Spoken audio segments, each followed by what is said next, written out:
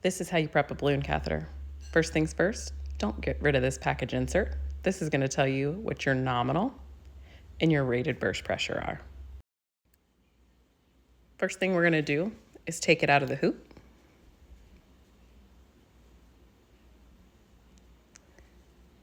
And then we're going to hold proximately with our left hand and then gently remove the outer casing with our right.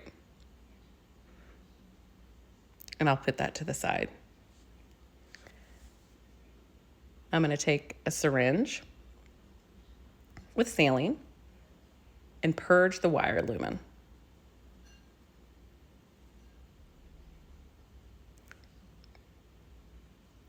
Next, I'm going to attach a 3-way stopcock. I'm going to push forward to remove the air. In this syringe, I use around a 50-50 mixture of saline and contrast. Now, I'm going to lift the contrast up in the air because air rises and I want the air in the balloon to go to the back of the syringe. I'm going to pull negative, give it a few little flicks, and then release. Turn the stopcock off, then remove the air, reattach, and repeat.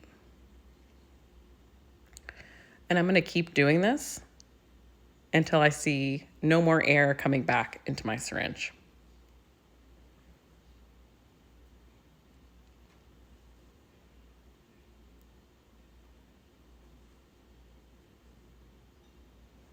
So this one looks good. Gave it a flick. Nothing's coming back. I'm going to go ahead and turn that off. And now we're ready to load that on the wire. If you didn't know, on the hub, it's going to tell you what balloon you have, your diameter and your length, also the length of the wire that it goes over. Some balloons also have your rated burst pressure right there on the hub. How I like to store these on my table, especially if I have a lot of balloons, is put a towel on it and then take that insert, usually it's a sticker, and place it on top of the towel so I know exactly what I'm working with.